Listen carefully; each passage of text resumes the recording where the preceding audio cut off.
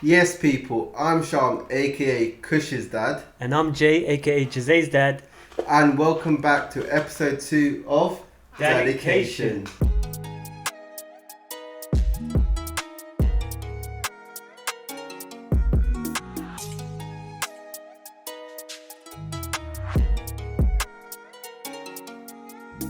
Today we've got a special episode for you guys. It's 2 days away from Mother's Day, so I just want to give a big shout out to all the new mums, all the old mums, my mum, Oh yeah, my mum. Hi mum. and most importantly, the two most important people in our lives and our sons' lives, Rekha and Kajal. Oh mate, imagine we forgot to give them a shout out. But we'd be done. Mate, DADDYcation will be finished at episode 2. Cancelled. But happy Mother's Day going out to all you guys. And today's topic is about... Well, topic today, Jay, is about COVID, bro. I hate this topic. Nah, bro, don't be like that, man. It's an important topic. I know it is. I know it's an annoying topic, but We're nearly out. But at the end of the day, it's affected our both lives so much. If you think about it, me and Garjal were expecting Kush during the peak COVID lockdown, and you and Rekha been bringing up Jazae during these restrictions and this lockdown. So it's been hard for all parents, and Most definitely. that's it.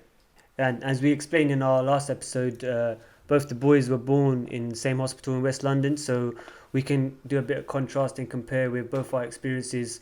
Mine before COVID, when the world was normal, and then obviously Shyam and Kajal's during COVID, when all the restrictions were applied. So we can give some insights to some new parents who are about to be getting into the situation themselves. Definitely, Jay, man. Let's get into it. So Shyam, what was the appointments like for you? What appointments, bruv? What do you mean? Bruv, I wasn't able to go to no appointments, man. It was very frustrating because I literally was the chauffeur for the day. Yeah. So I would take Garjal to the hospital. She'll have the appointment, and then she'll relay back to me what was said during the appointment on the way home. So you couldn't be in there at all, nothing. Nah, so I was just literally had to wait in the car for her to come out and stuff. So, and these appointments were scans as well, and also all the other sort of appointments where they're deciding like crucial things like the birth plan and stuff like that, which I wasn't able to be part of. And I felt that some of those things I should have had the right to be able to be there, Of course. and make some decisions. But I felt that I wasn't able to. So it was very difficult in that sense where I couldn't be there, man. Yeah, it's mad. It's complete difference for me because I was in every appointment. I was there with her, Holding her hand. holding her hand, listening in to what the doctors are saying, seeing that scan, hearing the heartbeat. Yeah, that's something that I regret that I wasn't able to hear. Yeah, that's kind of sad, man, because we were saying before in the last episode that it's hard for the guy to get attached and have a bond with the baby in that 9 months when the missus is pregnant. Yeah. So those things, when I saw the ultrasound, when I heard the heartbeat, those are little things that, that make you feel like a dad and you start getting into growing it. that bond. Yeah. So it's sad that got taken away, but it's COVID. This is what the whole episode's about. What about the antenatal classes? Bro, again, with the antenatal classes, were all done on Zoom, man. So, The Zoom killing it in lockdown. Boy. bro, they're making that money, bro. Seriously. But yeah, so everything was done on Zoom. So all the classes were run by like a midwife who would then go through. So in the evenings, there'll be an hour, 2 hour Zoom call that will run through all the topics. So there was about new parenting, feeding, and all sorts of different classes and stuff. So yeah, we were sitting there watching that on Zoom, man. Did you pay attention to the whole thing?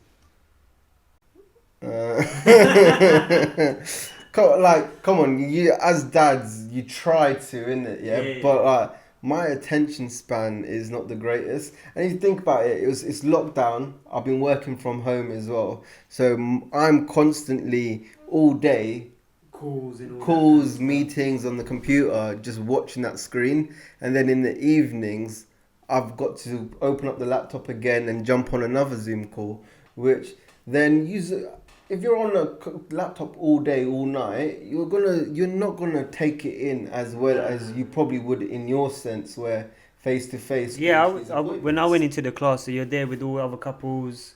that are in same sort of timeline, same situation. You have a bit of banter with them, and because it's like a classroom, innit? So you're learning more. It's more interactive. Well, bet you're the class clown. Yeah, I cracked a couple of jokes and things like that. But it's good fun, innit? It's fun because it makes light of the situation as well a bit when you're around other people and stuff. So that's sad. That's the appointments were rubbish. Antenatal class was rubbish. I wouldn't say rubbish. I would say. As in a rubbish feeling for you that. Yeah. That's it. But yeah. But that was not so much the serious stuff. The serious stuff is when you're getting closer to the time, there might be complications with the birth, leading up to the birth. Yeah. So like, in the sense with the complications, this was really tough. Like during the 9 months, like touch wood, nobody gets complications. Yeah, but obviously you wish for the best. They do happen. 100%. Yeah, and like I know let me just quickly go through a quick story just to put it in perspective of what happened. Was that one night at roughly about 16 weeks, Kajul was saying to me that, look, I can't feel him move anymore. I could feel him move the day before, but today it's like completely gone quiet kind of thing.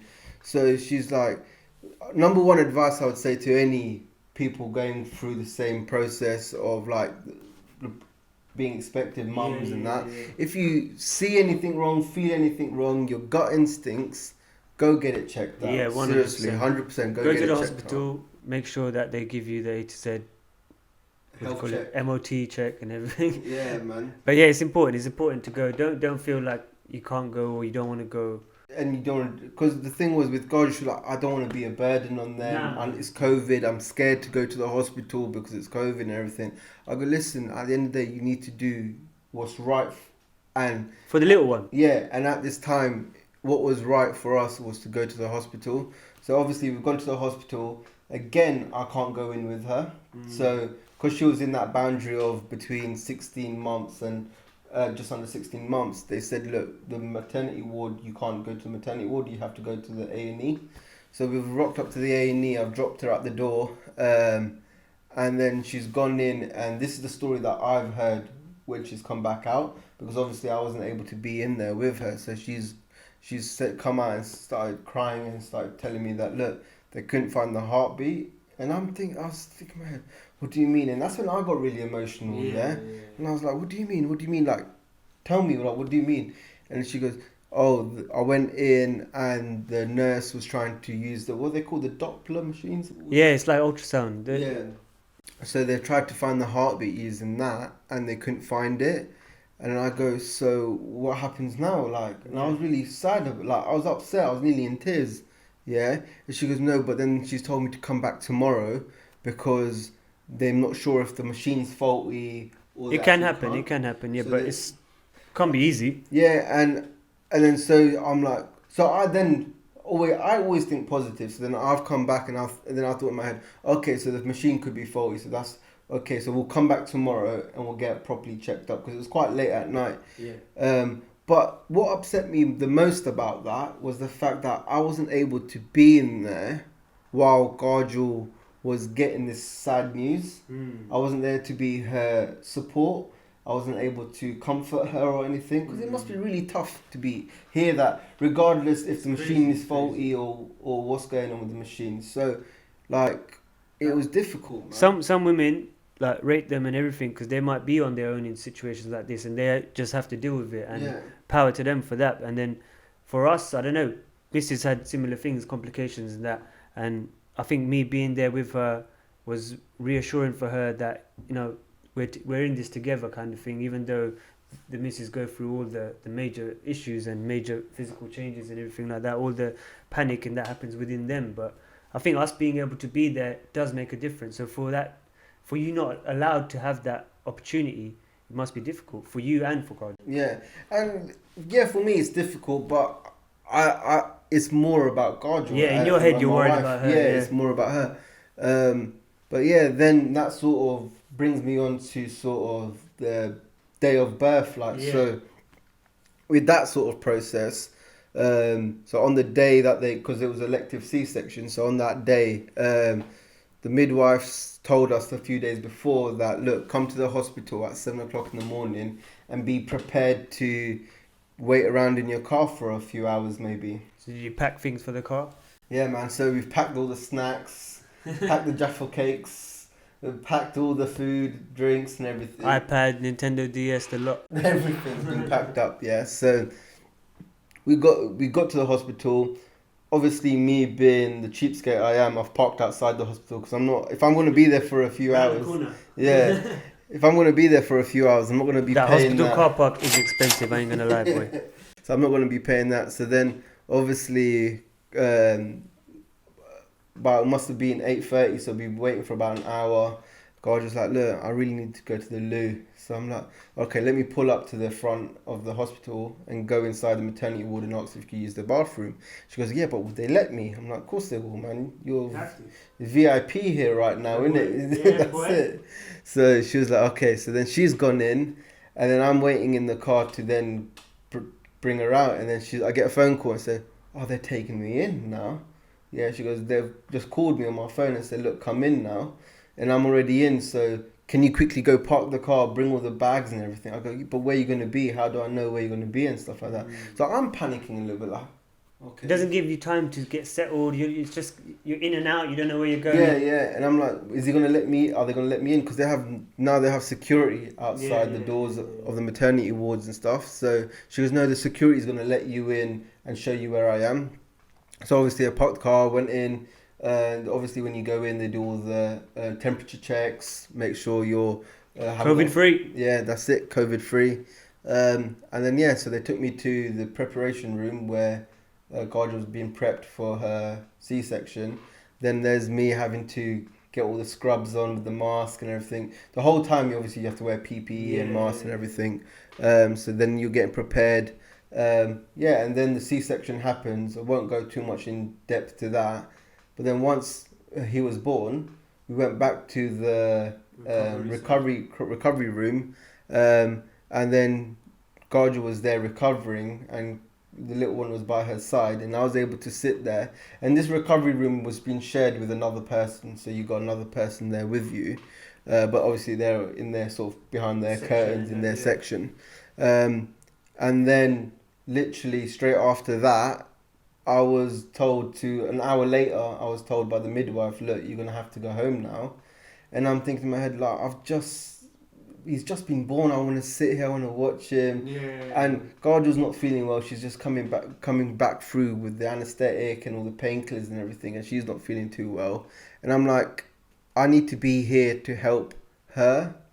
But I wasn't able to. So then I've literally just gone home after that. And I wasn't allowed back to the hospital until she was discharged.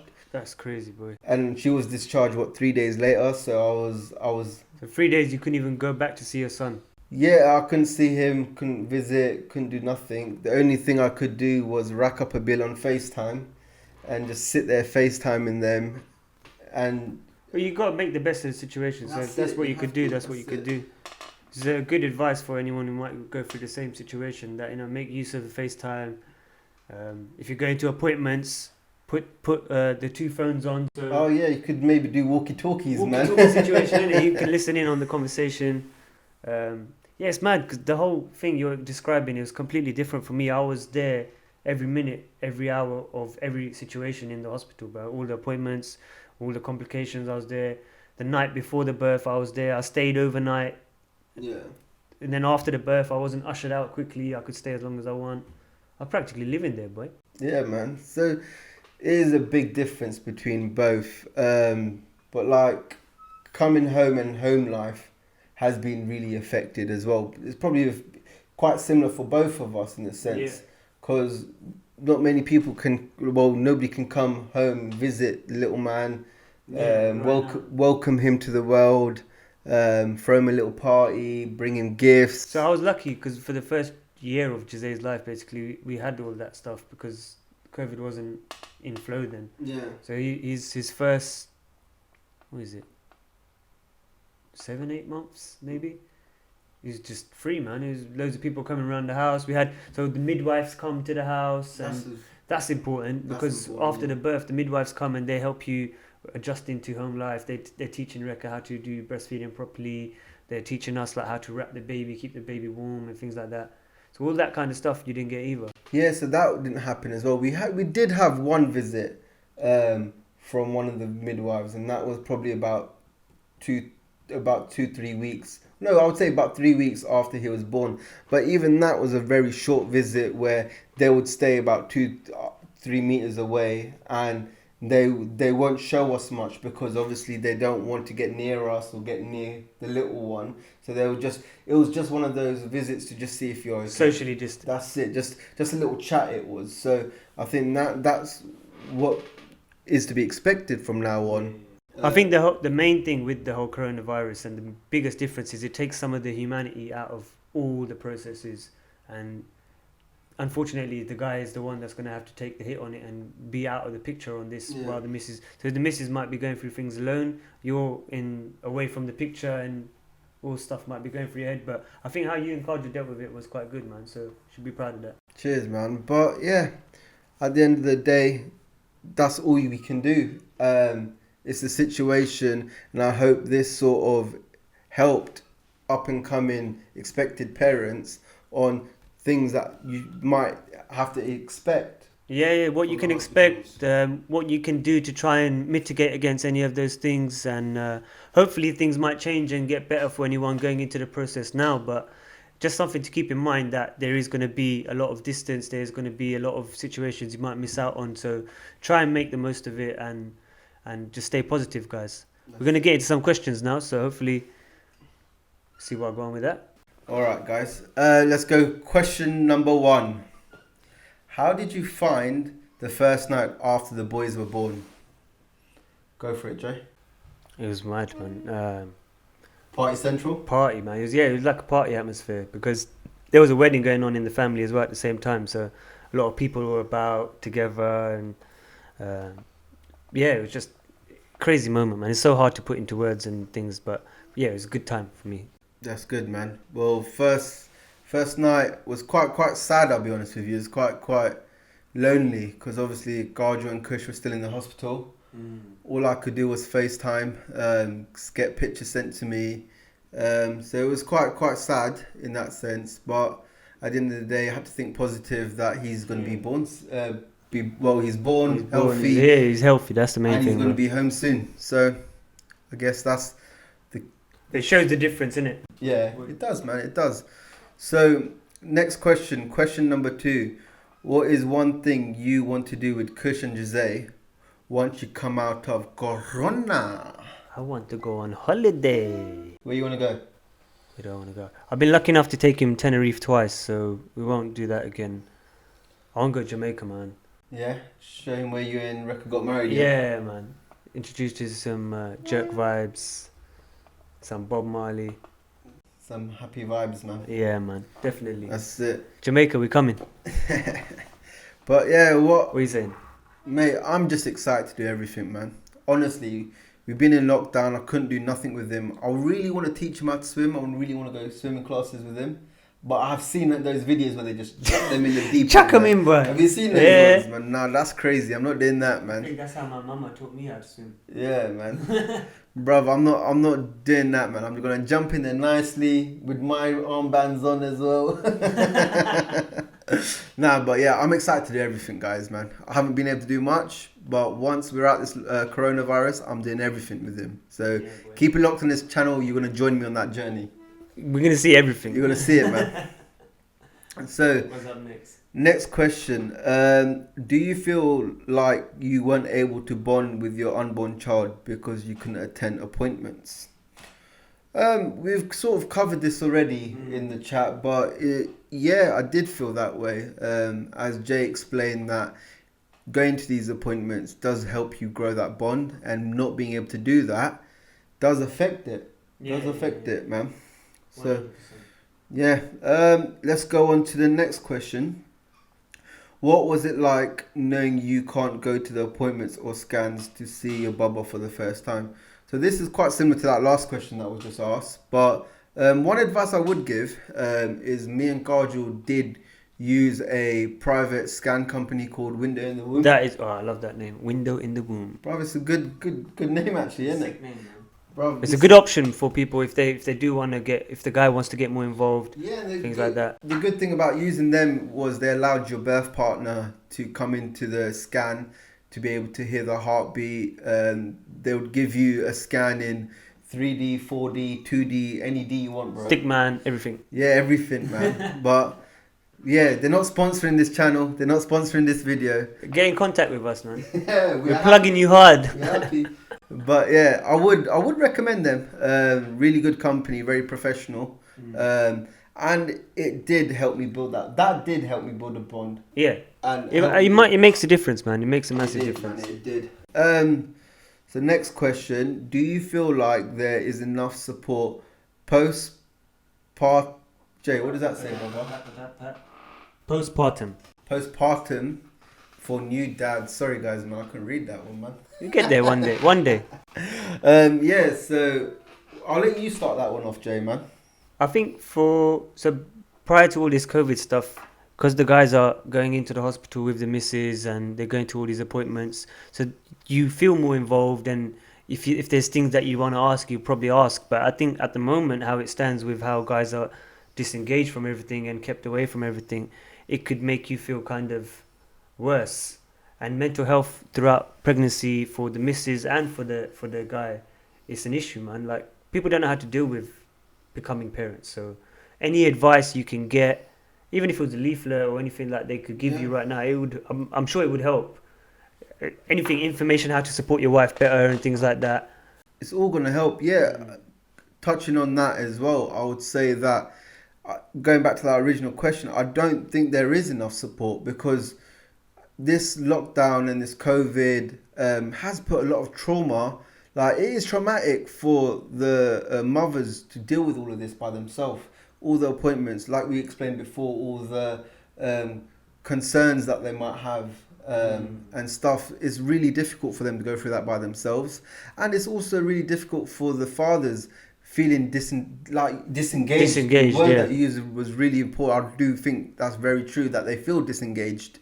And that can lead to mental health issues, as well as mental health issues for the mothers out there having to deal with all this by themselves. And as a father, not being able to go into these appointments and being able to pick up on these trigger points that the mother might be going through during these appointments and stuff like that, is not helping them support their wives and to help them through this. So I do think there needs to be a lot more awareness and guidance for this. And maybe let's hope that one day this channel gets big enough, we might be able to do something, create some content and help them. That's it. Number one thing is to talk to someone. Talk and stay positive. As hard as it may be in these situations where it's hard, the best thing you can do is try and stay positive. That's it, 100%. All right, Jay, let's go on to the next question. Next one. How do you feel essentially being on the outside during the 9 months? On the outside, like a few of these questions are overlapping each other.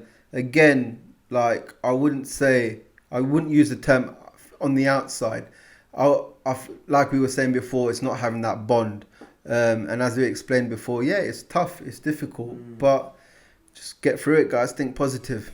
100. Should we move on to the last question, Jay? Last one, boy. As a father, what is the most challenging thing you've encountered during lockdown? Go for it, mate. I think it's during lockdown, it's been keeping him entertained, man. Jazae's bags of energy, full on petrol tank is done, and that's it, man. But yeah, keeping him entertained in the house. If we were able to go out, I could take him swimming or bowling or arcade or something, and just keep his mind active and ticking. At home, man plays with one toy for 5 minutes and dashes it, plays the next one and dashes it, and then he's doing the same thing on a daily routine. Gets boring. Yeah, I feel bad, man. I'm like, I want to do something new for him now. 100%. For me, I would just say what's the most challenging thing would be just like, for me, my health. I've seen my health deteriorate a lot. And like, which is challenging. Lockdowns, man, that's a lot of people, man. So like my health physically, mentally, everything is probably too many chips, mate. Too much chips, too much eating, not enough exercise, man. Beans. That's it, man. But yeah. So guys, that was the last question. Thank you all for sending these in. Really appreciate it, and for your support on this channel. Means a lot to us. Listen, guys, we've seen that a lot of people have been viewing our videos, but we haven't been getting enough subscribers, Jay, man. What you guys doing, man? Hit the subscribe button. It's like there somewhere, like there or there. No, look, it's just like there. Click it now. That's it, man. That's all you need to do. We're having 500 views in that, but 90 subscribers. Come on, guys, pick that up, man. I appreciate it if you can, man. Yeah. Once again, thank you for listening. Thank you for all the questions you sent in. Big shout out to all the mums, to our wives. Happy Mother's Day. Keep this dedicated to DADDYcation. You heard. That's it. Peace out.